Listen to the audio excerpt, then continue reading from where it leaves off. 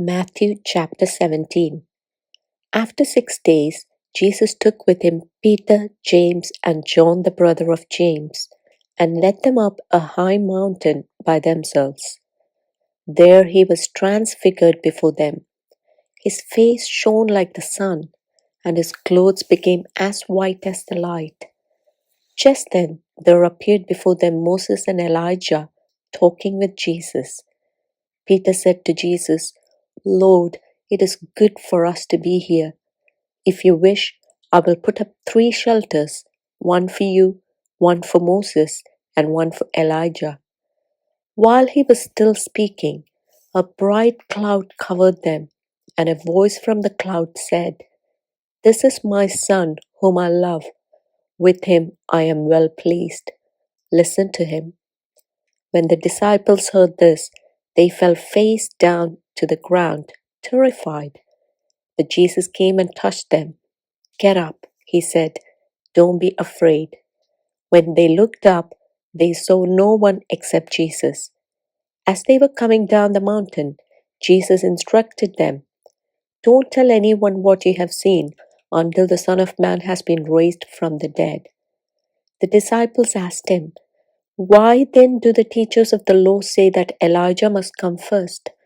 Jesus replied, "To be sure, Elijah comes and will restore all things. But I tell you, Elijah has already come, and they did not recognize him, but have done to him everything they wished. In the same way, the Son of Man is going to suffer at their hands." Then the disciples understood that he was talking to them about John the Baptist. When they came to the crowd, a man approached Jesus and knelt before him. "Lord, have mercy on my son," he said. "He has seizures and is suffering greatly. He often falls into the fire or into the water. I brought him to your disciples, but they could not heal him." "You unbelieving and perverse generation," Jesus replied, "how long shall I stay with you? How long shall I put up with you? Bring the boy here to me."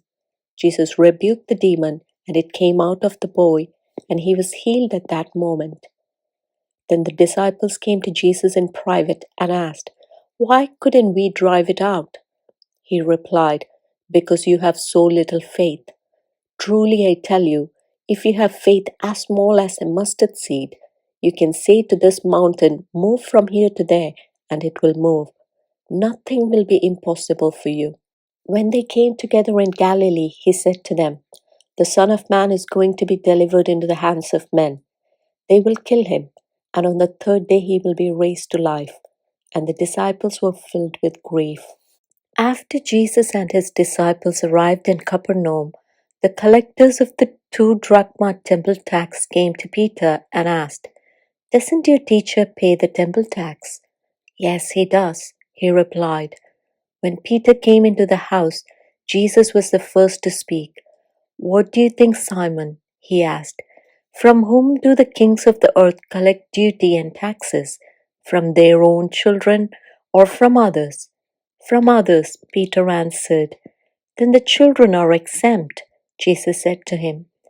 "But so that we may not cause offense, go to the lake and throw out your line. Take the first fish you catch, open its mouth, and you will find a 4 drachma coin. Take it and give it to them for my tax and yours."